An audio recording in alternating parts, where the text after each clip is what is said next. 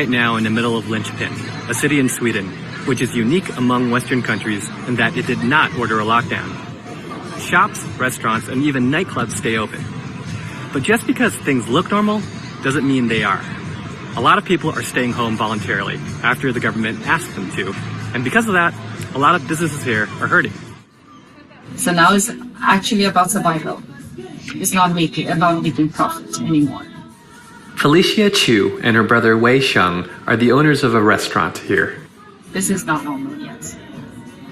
It's still, we have lost about over 50% of our business because people are not coming out to eat. They maybe order for takeaway. Most of them goes take the food along, so they don't dine here anymore. We have cut down the hours of our staff. And they cut down the hours of the restaurant as well. Yes, it's different to every restaurant. We survive, but maybe not the other. So it's different to every restaurant.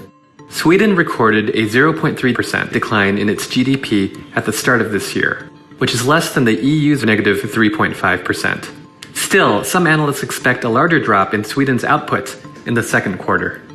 The country has seen a slump in demand for its exports and remains reliant on imports from other countries that have seen stricter lockdowns. Local Mayor Lars Vikinge believes the situation would be far worse had a lockdown been imposed.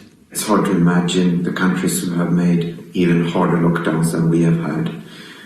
But we can see the effects on the economy are drastic. I mean, we are talking of unemployment rates from next year between 10 and 14%. We have not seen anything like this since the 1930s here. It's still unclear whether Sweden's approach to containing the virus is effective. COVID-19 deaths per capita here are lower than France and the UK, but higher than some of the country's neighbors. The system works as far as I can see. The way of dealing with our citizens with trust and trusting the trust and trust that they trust the authorities and each other has worked so far. And it's impressive and in itself very hopeful, I think.